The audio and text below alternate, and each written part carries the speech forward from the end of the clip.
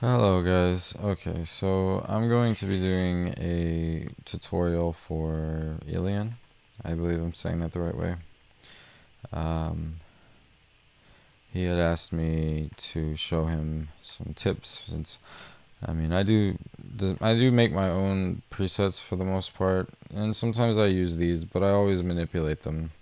I used to only use presets, but I never really would mess with the actual settings.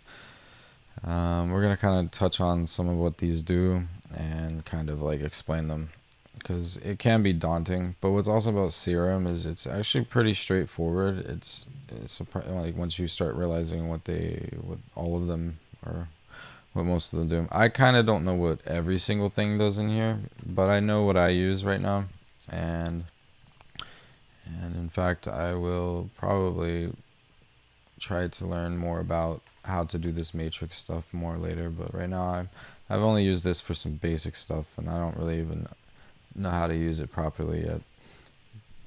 But I do know how to use these for now, so we can work with that. And let's see. Um, I like to keep in mind that we have some basic ideas of what sine waves are and how waveforms even look. So if you say you're trying to design a specific sound, you have to kind of imagine what that sound would look like in a waveform and then try to, recreate it by using something like an envelope or your LFO. Um, like for instance, a kick drum. If you were trying to make a kick drum, you would probably do something like that because you have a hit and then it tapers off. I mean, you could probably just get away with doing it like that too, or something of the sort. Same with snares, you might want it to hit and then taper off, so you'd probably add some sort of white noise. But we can get into that later. That's something else entirely. With now for say like instruments, they're gonna look different, of course. So like in a waveform, you have what you call partials and harmonics, and you can see them in here in the EQ when you like play. Hold on, I think I have MIDI. No, I don't. When you play a note, all of the all of these over here are the harmonics, or I believe what you would call partials. And say for a snare drum, for instance, though, they're I believe in harmonics, if I remember correctly, and they are and it's just kind of like random frequencies, because this is a bunch of different frequencies just at once, but it tends to stay within a certain range of frequencies, so it's good to know those key elements. So when you start dealing with the idea of how to recreate certain sounds, you can kind of get an idea of where it's going to go. So I want to show off something here with the tone generator. It's kind of interesting because when you have, and say for instance, you were to look at like different waves for like a guitar, the waves get shorter and longer depending on how you move up. The wave length gets shorter or longer depending on how far high up and down you move in the keys or the notes. So if we were to say play an A2, which is A octave 2, you get that, which is 110 hertz. And so the thing is that this also kind of touches on mixing as well. But when you have, say you were to have two frequencies,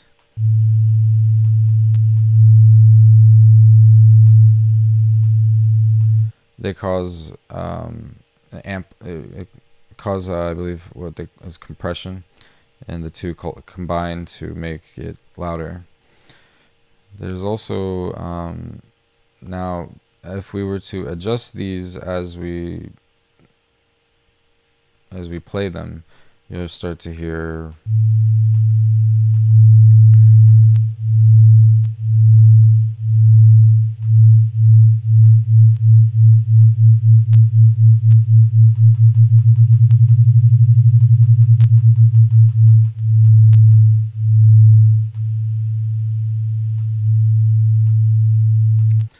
and the reason for this is because one tone is staying at this frequency and the other is moving up. But what's happening is the wavelengths are becoming shorter and interacting with the original wavelength. I believe I lost my internet connection, but you get the idea that when they become shorter and longer, then they're going to interact with each other. So just something interesting to, know about, so that when you go to, say, create sounds, you know how these are going to interact with each other. And then also it will help you in the long run too with your mixing in some sense, because whenever you have certain frequencies, you know how they may interact with each other because of where they are in the spectrum and etc. It's good to have that basis. So getting into, say, let's start with this. I'm going to create a bell sound. The way I would go about doing that is, you see, in a bell, the bell's going to go, it's like it seems to hit really quick and then taper off really quickly. So this would be your attack. You don't want it to fade in, so you want your attack to be, pretty instant. But I usually try to keep these like slightly off from 0, so that when it does that, it just doesn't hit so fast, because sometimes that kind of causes popping. It just depends. And the hold would be this, obviously, this right here, how long it holds, and then it will fall. But we're making a bell, so we're gonna keep that around there. The decay, and then that would be, they're pretty much the same, but that affects with the sustain. So, but I'm gonna keep those all like that because we're making a bell. And then that's that. So the sustain would be something more like that, but we'll see. And then the release would be this, obviously.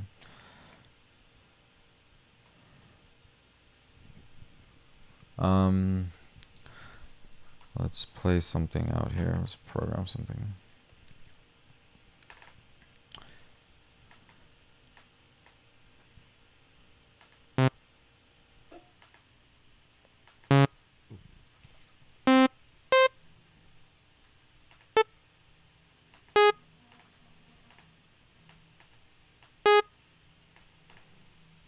Okay. A little harsh on the ears. Let me turn this down a little bit.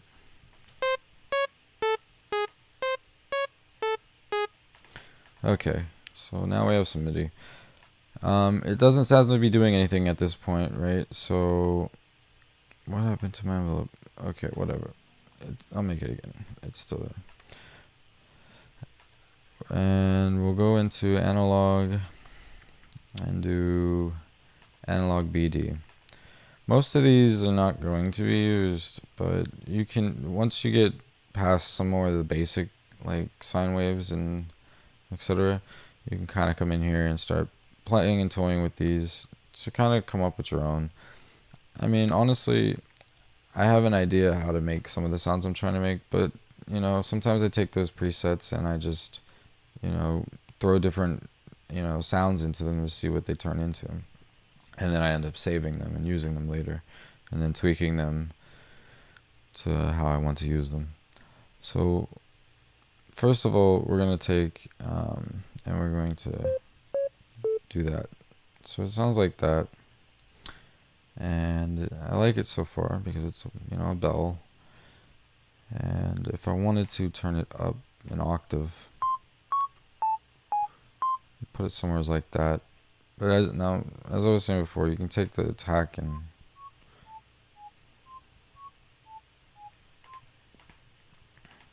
we're gonna go ahead and join these, and I'm gonna go in here and use shift backslash to do that. And then, because I really want to demonstrate that, because if you see, those notes are all touching each other. They're all, but like I said, if you were to do that, but if you take it down, you get more of a bell shape. And let's see. For me, I would go in and change the wave table a little bit.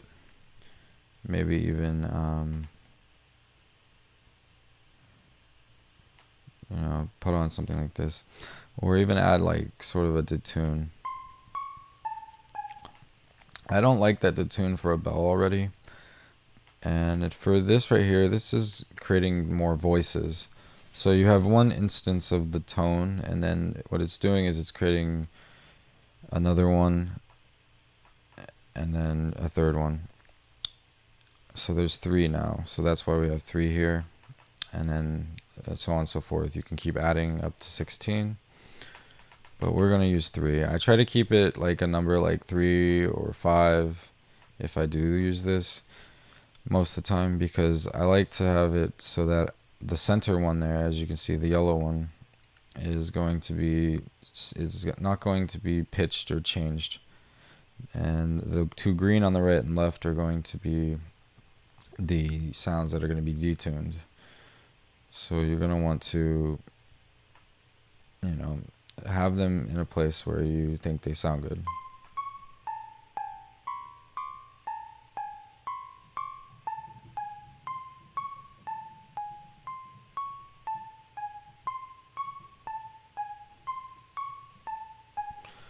See, and that's sounds pretty good so far. And you might want to do some blending. You know, you can make the detune sound, which would be more on the left and right, to be more your dominant sound. Or you could take your center note and make it show, and then the detune notes would not even show as much.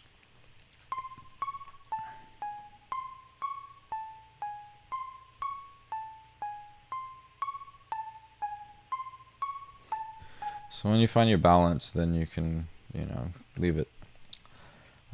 So since it's a bell, it's pretty simple and straightforward. So you, at this point, I would just add some, you know, effects to it, to be honest. Usually a reverb. I love reverb.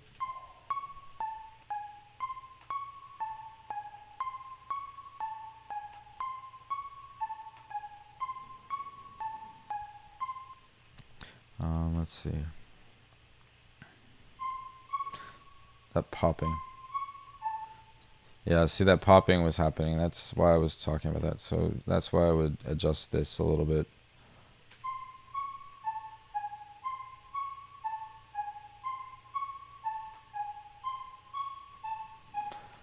The way the wavetable works, which I love about, this is what I love about Serum, is you can see this and actually see how this works. And you can modulate these, which is really cool. So,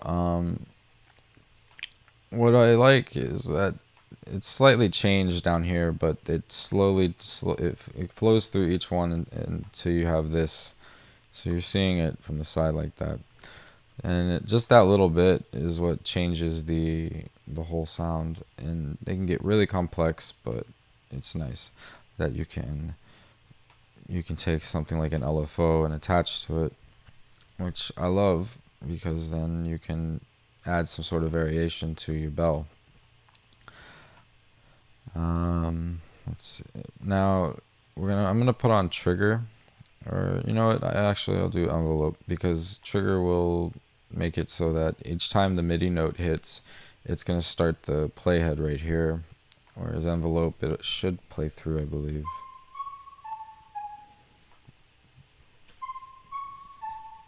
Nope, it's off. Excuse me. So what that's basically going to do is it's just going to turn from this to position at, you know, over here, like 66, and then move it to 170 at this peak, or I believe. And that's what I love about it being visual, is that it actually shows you what it's doing here. So you can see that it's moving through. So I'm going to do an extreme kind of one and have it flow through. You can see it move it through.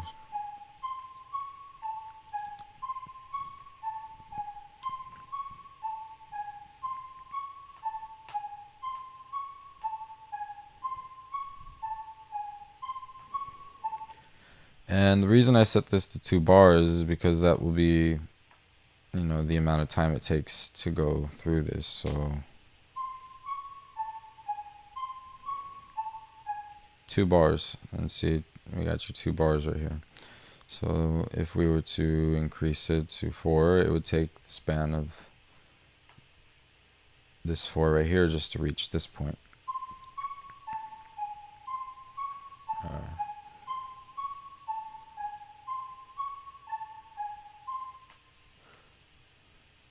Well, you get what I mean.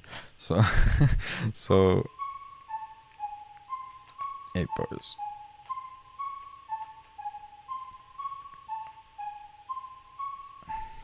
Or we could increase them to... So that you can pretty much change that to how you want to. The wavetable position will be affected more with, you know, different waveforms once you get to those. We'll cover that in a moment. Something else I really liked is to go into is let's do oscillator B, and we're going to do FM from B. This is frequency modulation from B. So this is going to be modulating this by interacting, which goes back into what we were talking about here with the way that these interact with one another. So it's essentially doing like the same idea because it's affecting it with the frequencies, and this tends to be more of a it's more noticeable in my opinion when you use more extreme complex waves like this. But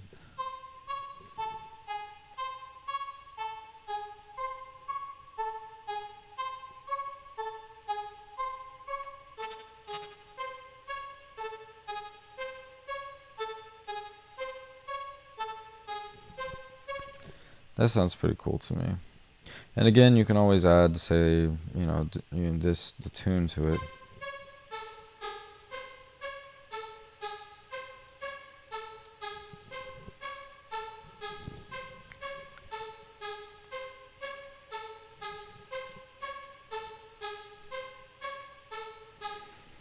Nice. And I think that sounds good enough for me for this example.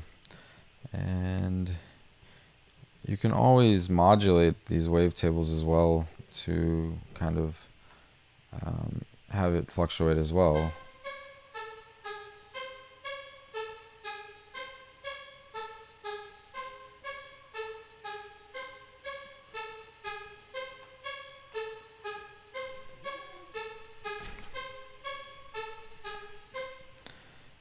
Alright, and then you can always take and also modulate your frequency modulation.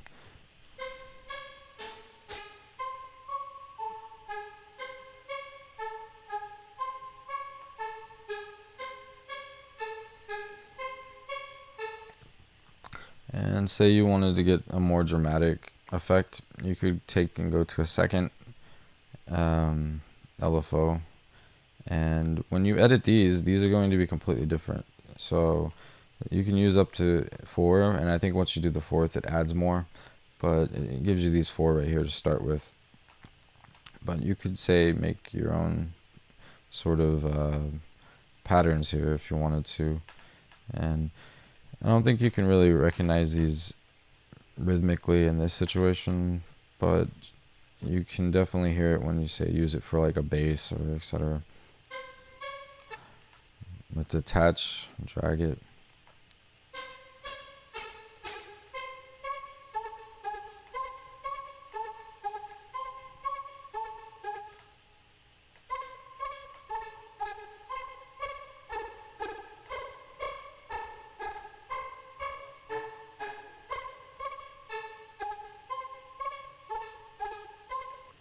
So as you can see, that what it's doing is it's basically like taking the knob and just turning it up and turning it down, which is why automation is so awesome and why Serum is really great. Let's take, and I don't necessarily want this to wobble like that, so I'm gonna take it, make it slower.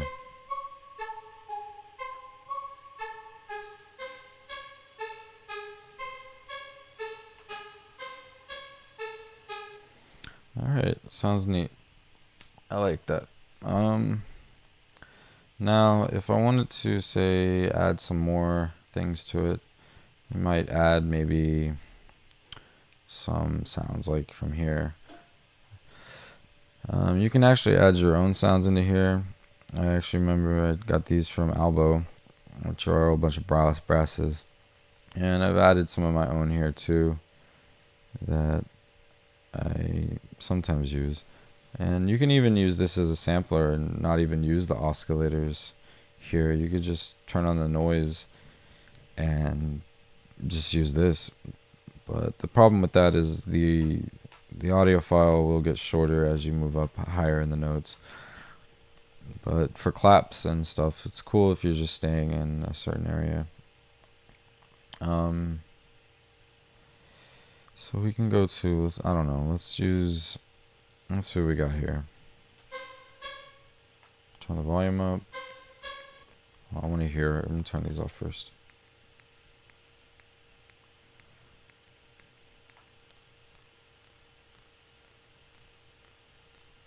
As you know, these are also still being affected by this envelope.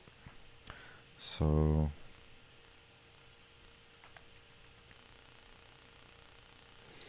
we can, I'm not hearing much of a difference in that, but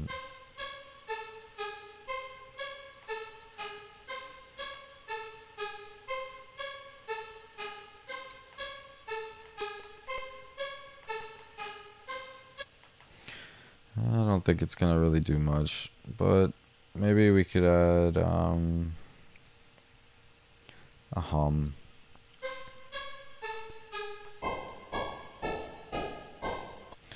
And the thing with this here is if you hit this puts it on the piano roll. So if it wasn't checked, every time you hit a key, it would sound the same.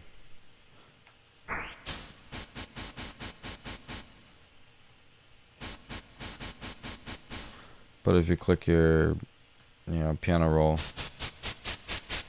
it allows you to change the pitch, so it can be helpful.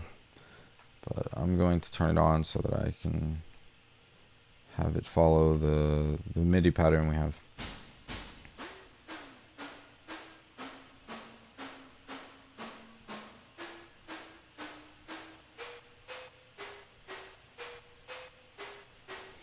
Nice. So now it's actually in key, but not too important, but it can add some sort of flavor to your sound.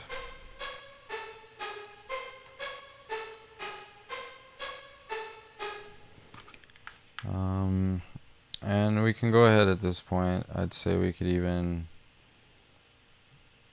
attach, I believe, this to that, and then do it the opposite way. Let's do it that way. So,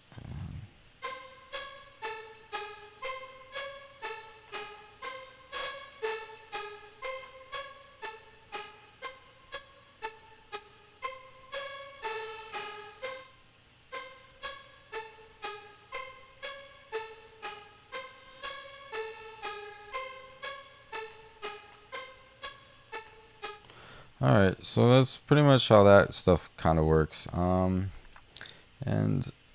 another thing we can do is another dramatic thing that can happen is if you were to change these, depending on if it's lower, sometimes it'll give it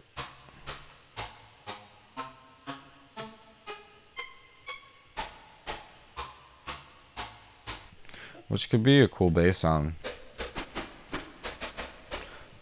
So, and you know, sometimes you end up discovering cool sounds by just playing with these ideas and not even like, you know, planning it out, you know. So at that point you could just go ahead and save that and then just keep editing it until you have something else you like, save it again. Now you have like a bunch of sounds, and then you can continue to go and reload them and toy with them until you have, you know, a whole, you know, bunch of them.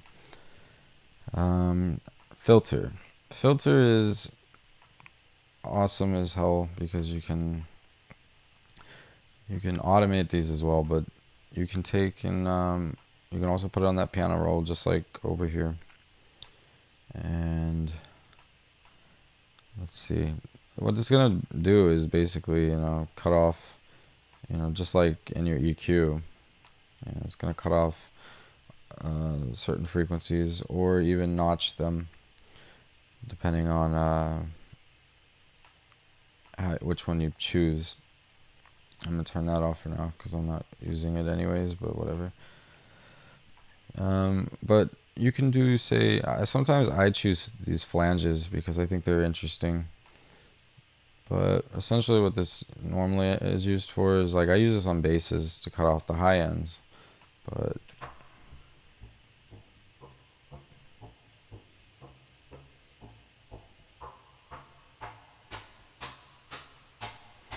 and that's really, you know, you can create a cool intro with that right there, you know.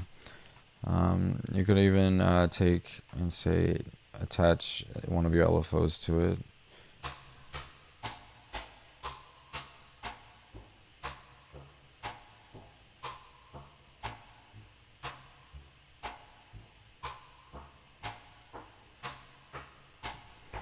And see, and it doesn't really sound like a bell at this point, you know, but, you know, you could take and say,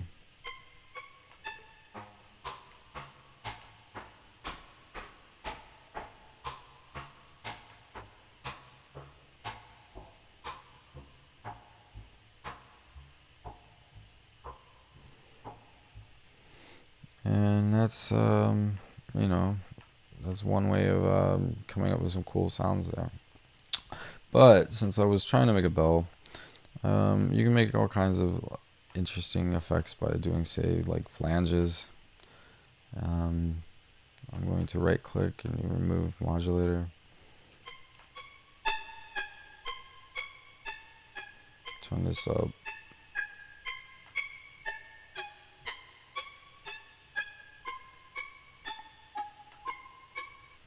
Let's listen to it with just oscillator A.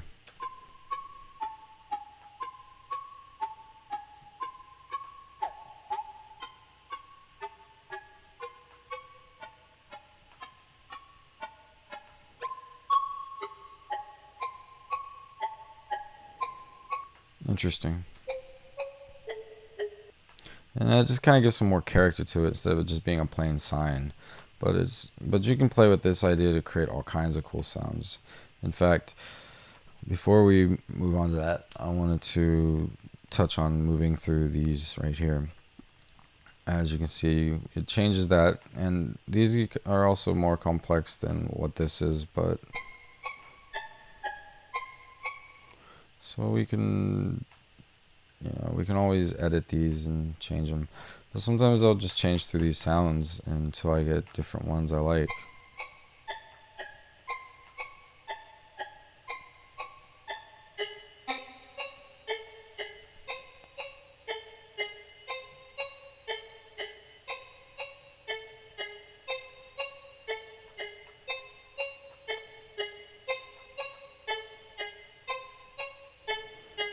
And that's more like clean sounding instead of less of just detune over here.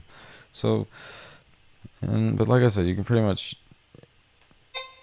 come up with all kinds of cool ideas by just going through and toying with the ideas, and just remember to save them so that as you go through them, you find all kinds of cool sounds that you enjoy.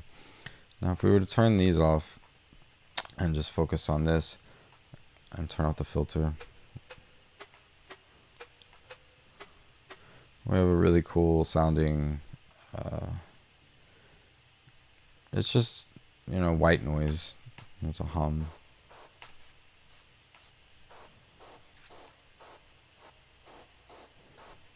Filter is awesome, because if you were to use these flanges and toy with them and mess with them,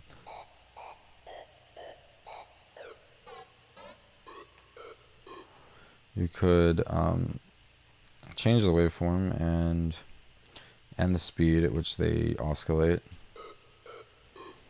and then attach this to this.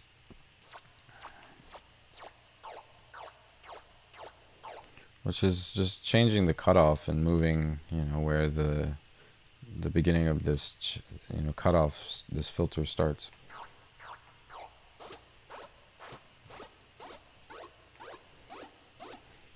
See, this right here to me sounds like almost like one of those, it could be made into like one of those intro drop sounds. So you could add like a delay to it, for instance. And you would want to change the time that how fast they go. I usually do ping pong, because then it'll go left, right in the speaker and give you a nice stereo sound. And then you could do something like, instead of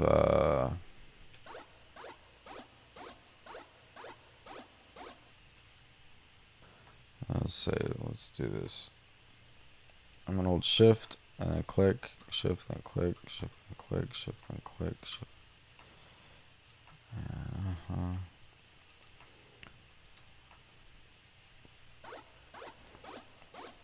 And then, I don't know, you could increase this and then attach it to, say, I think maybe the levels should do it. And then, actually, I'm going to remove all modulators and then attach this to that.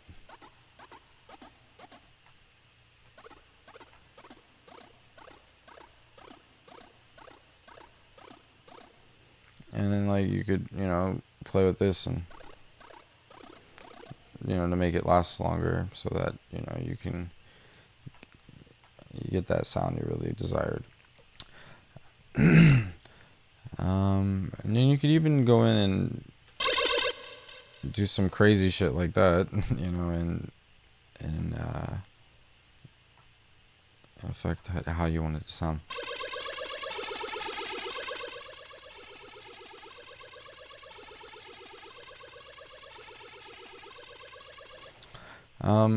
A lot of times I tend to use the volume so that it'll just completely have a cutoff, and it'll turn it off completely.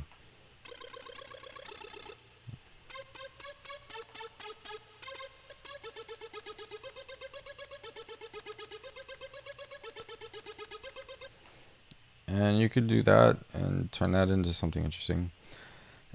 Or you could create another ramp and say add, this would be a coarse pitch.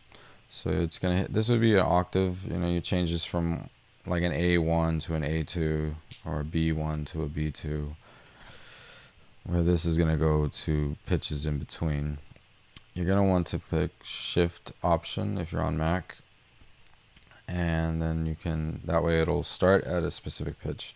I would do 24 or say 12, because those are octaves. But what it's going to do is it's going to slide between the notes between those. And you want to do it to maybe both of them.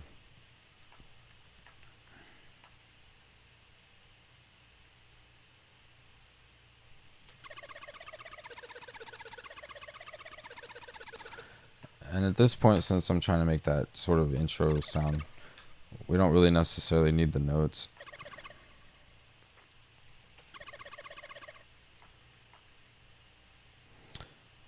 Let's see here.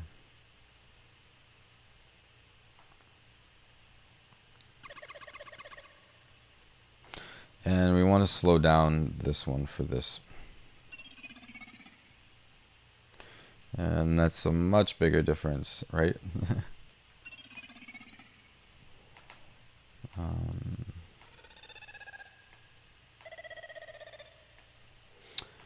Oh, and I'm forgetting to do one thing on this.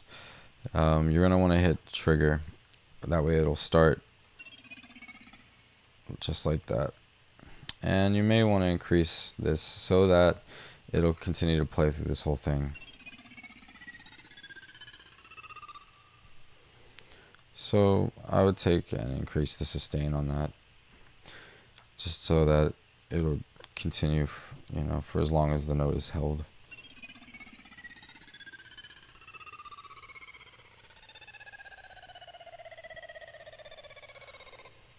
And to me, that sounds really cool. So I'm going to have this as riser or downer.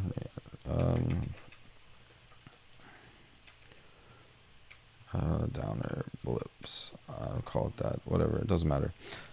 And then that's pretty much how you could be creating any sounds like that. With just something like this, for instance. You don't have to have the filter. You don't even have to have both of them. You know, you could create something that sounds like that. But this is just to add and, you know, make it sound more interesting. You could even take it without the noise. You know, you don't have to.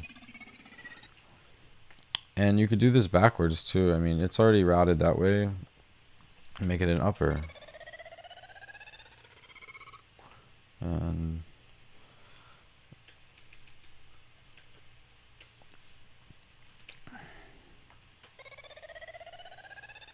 or you could have, you know, just change this to the opposite, which would be -12 or say -24.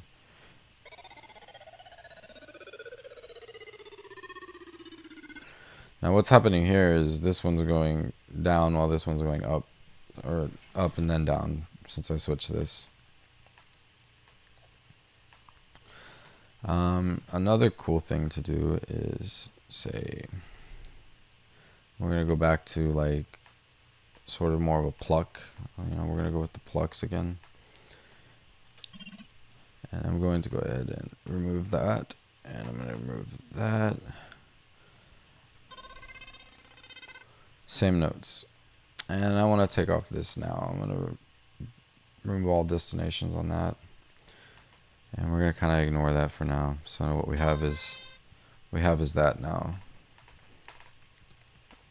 And I don't really need that. Well, I'll program a little something real quick for it. Let's see.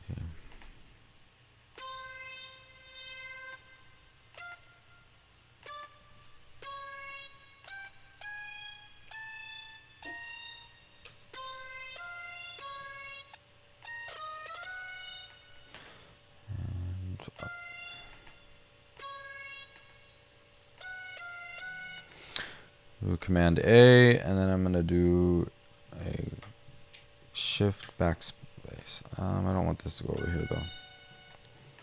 And then I'm going to shorten this down, and then I'm going to take Command R to copy, Command J to join. Okay, so now we have that.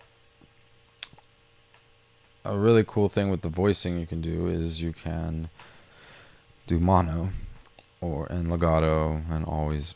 What mono will do is it makes it so that you can't hit more than 2 notes. So you wouldn't be able to create a chord where with this off you could.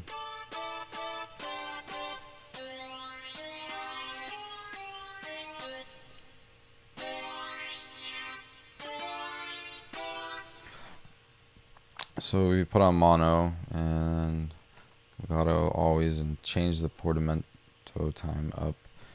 It'll do this cool slide effect.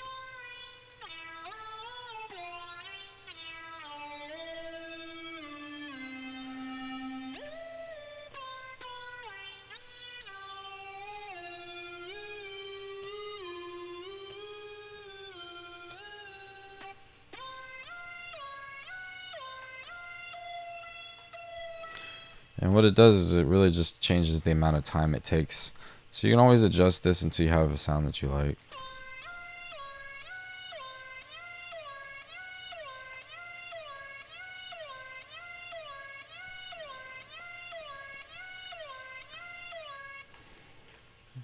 And I don't really necessarily like this, so I'm going to change that.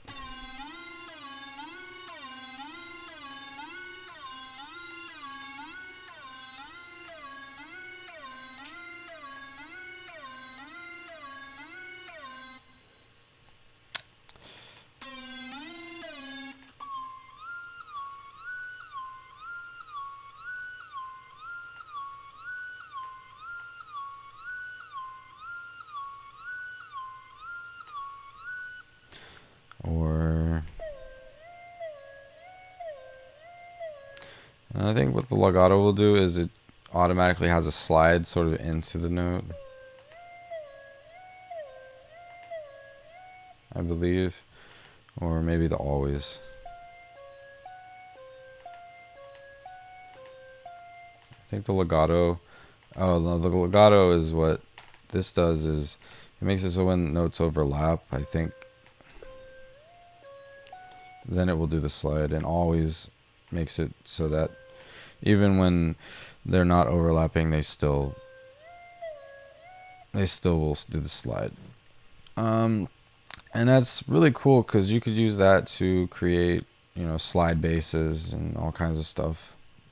And that's one way of going about that. These effects are pretty straightforward. Like, it's pretty much what you have here. It's all the basic same stuff, but you have filters is the one thing that I really enjoy messing with in here, because not only do you have one here, you also have this one. It's the same thing as that, but you get two, so you can come in here and also mess with some cool stuff. What's really cool is these are also the same, so they pretty much do the same thing, but these are more complex and pretty much already set up for you, where this is just more of a cutoff. It's more simplistic. You can do cutoffs and switch in between, say, like, if you wanted to create a notch. Not sure why it's not showing on there. There we go. This will change if it's more needle-like or expansive. And you could do like for the low end or the high end.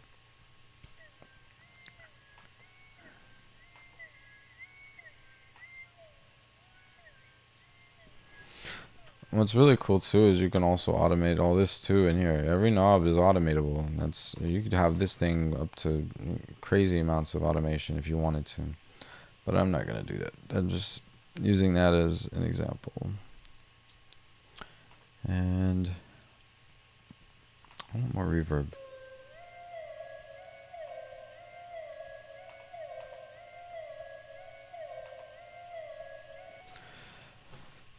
And that's pretty much some basic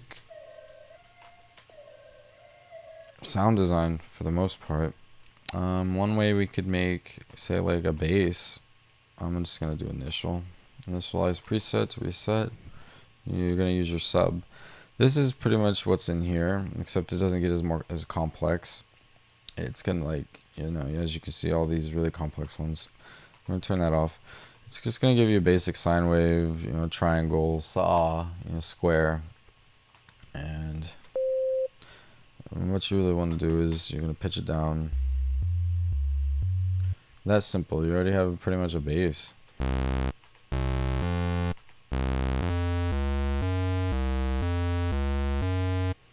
And say if we wanted to, let's go.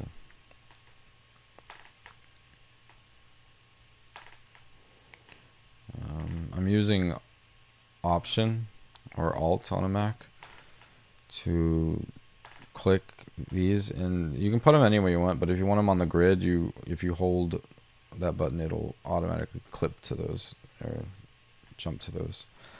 You could take these and you can make a dubstep wobble or something, if you wanted to. And I would hit trigger so that it starts your playhead right here every time a note hits.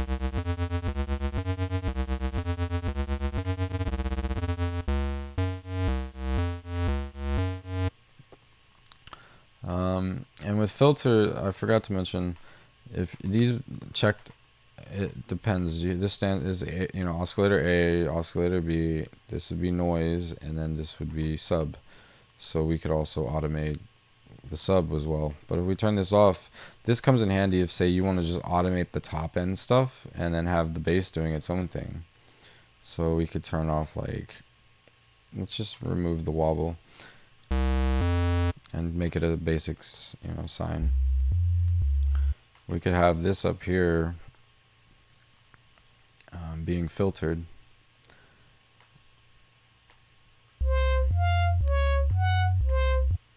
While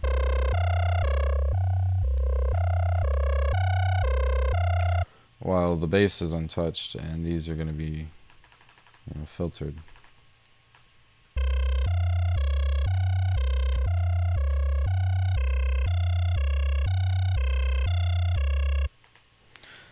I love my reverb.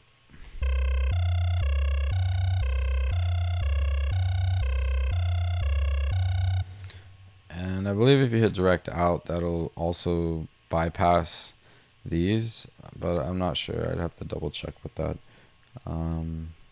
But like I said, most of this is just mainly just kind of experimenting. Just once you know what each of these do, then it kind of helps to, it kind of helps to know what these do and kind of understand how these waveforms are interacting with each other.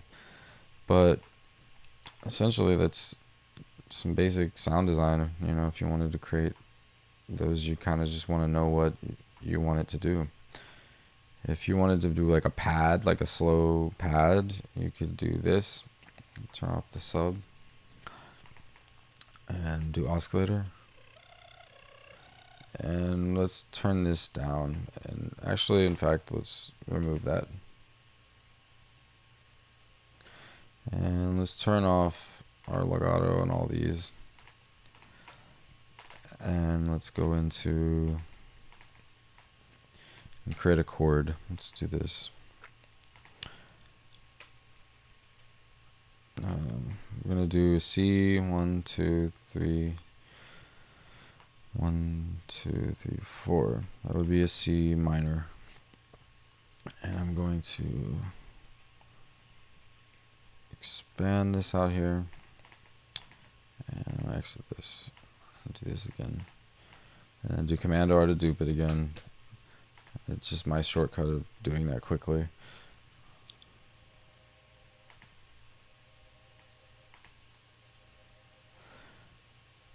And it's just because it's automating the envelope on this. And that's before you even attach LFOs and all that stuff to it. It just does that. Which is how you would make sort of like pad sounds.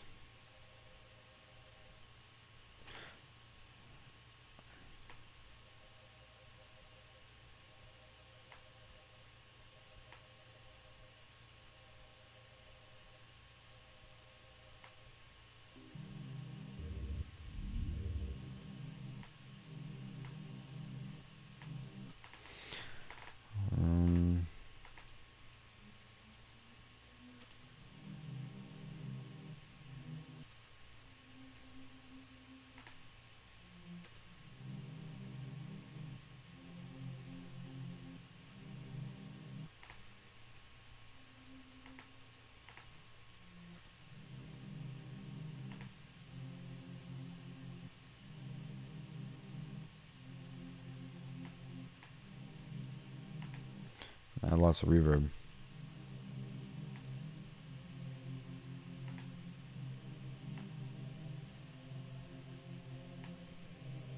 That almost sounds like a choir going, oh, so this would be Stokes choir, oh,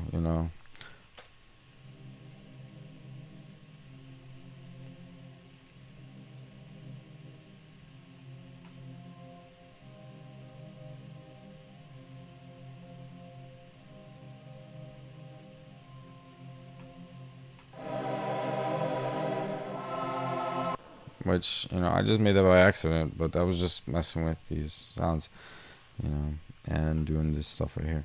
And like I said, you could toy with this for hours.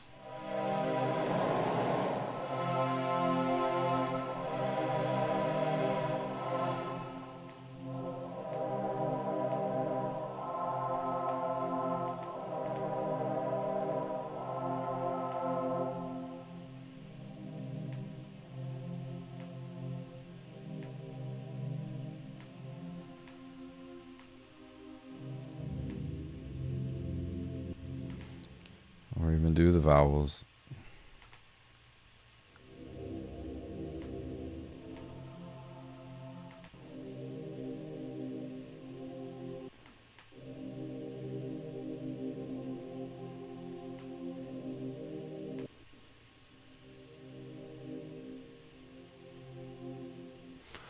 So that's pretty much how I would go about doing some of these sounds. You can add distortion for more basic stuff or more interesting stuff, like if you want to do, I don't know. If you just kind of want to increase the volume, but you can also go extreme and get some interesting sounds from that. Another thing to know is that this is top down, so whatever you put first is going to be affected. So say you put the reverb first, you're distorting the reverb. But if you put the distortion first, then the reverb is just reverberating this distortion. So the distortion is distorting your instrument, and then whatever that's doing is getting sounds like it's in a canyon. And then say if you put like a chorus, so you could take and add. I usually would say add the hyperdimension at the end to get the stereo effect, because then you're distorting your stereo effect, and this is technically just a chorus. But that's what I would say. You can use it here too. You don't have to. I believe that's how that is working, but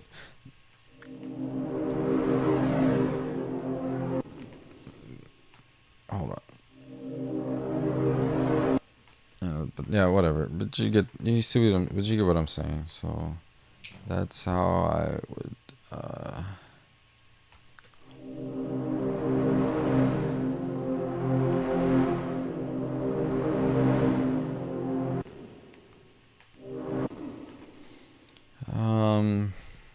I guess I could do one more. Let's see. I kind of like that bell, so this is how I would go about. Maybe I would create a new one. Command D.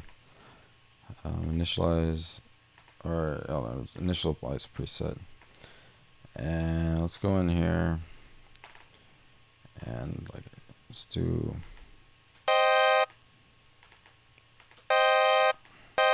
Oh damn. What do I name it? Stokes Choir.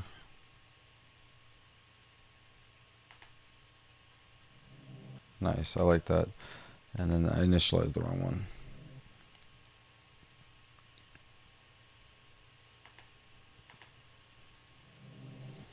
I think it's doing this glitch. Damn it, where it... Hold on. There we go. Okay, sometimes these get connected. I don't know why that happens. I'll just make a new one.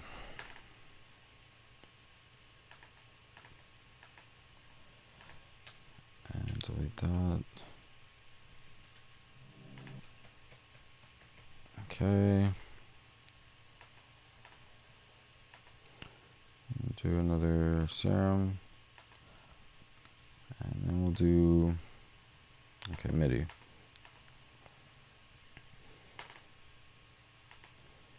And let's go here.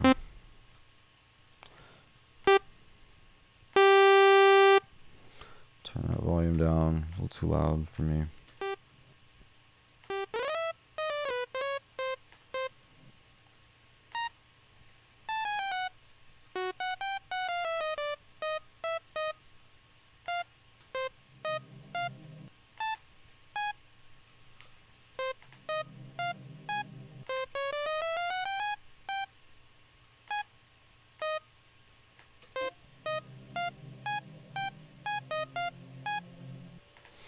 Okay, and I would do that. Let's see, I don't know, I like that. I would just start from the beginning. I would add reverb because I like reverb. I love reverb on things like this, Plux.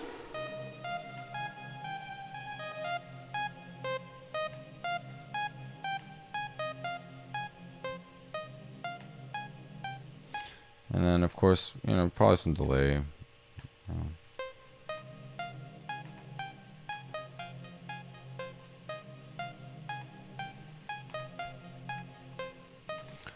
And do this.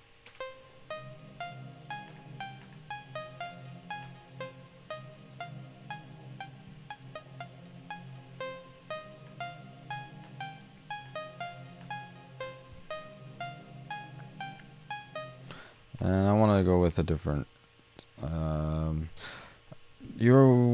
One last thing I kind of need to show is the basic shapes. In here, it's gonna not be connected, and they're not gonna flow. So trying to use like a automation on this is probably not gonna sound as good, but you can still do it if you really wanted to try it. But it's not gonna sound good because it's gonna be such a dramatic change. It won't have like a flowy sound to it.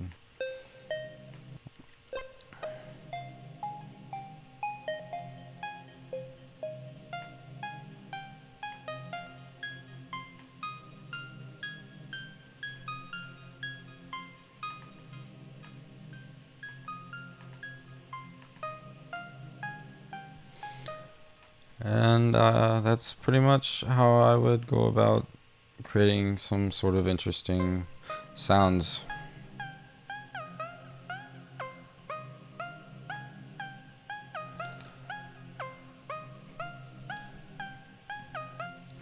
And Serum. So that's there's so many different ways of going about creating sounds, guys.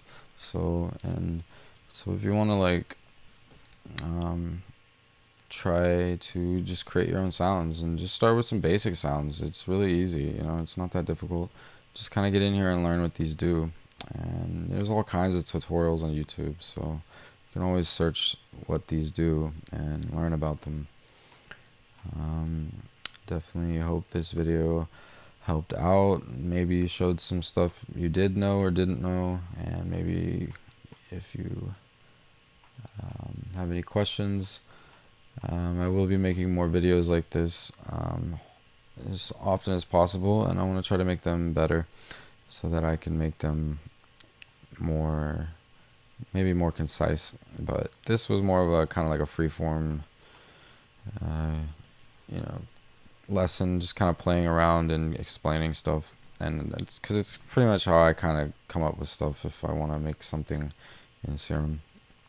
And so that's pretty much my method for the most part. I hope that you enjoy this. This has been a tutorial, so that definitely hope you enjoyed it.